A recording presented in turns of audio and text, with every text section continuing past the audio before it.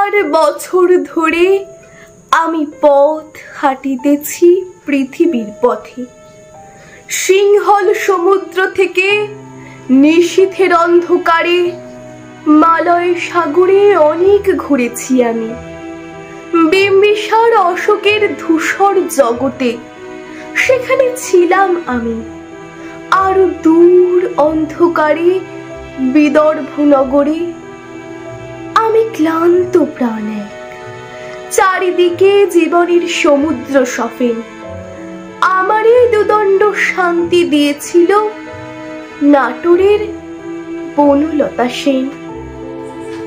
চুল তার কবিকার অন্ধকার বিদিশার নিশা, মুখ তার শ্রাবস্তির কারুকার্য।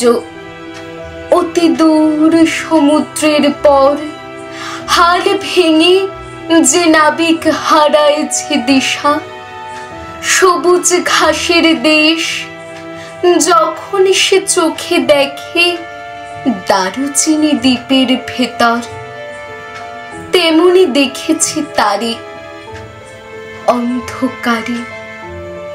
বলেছে সে,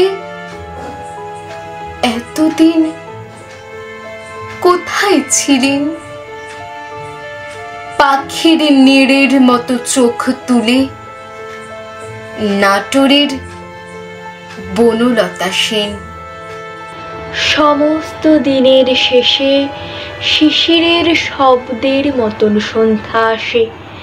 ডানার রৌদ্রের গন্ধ মুছে ফেলে চিল।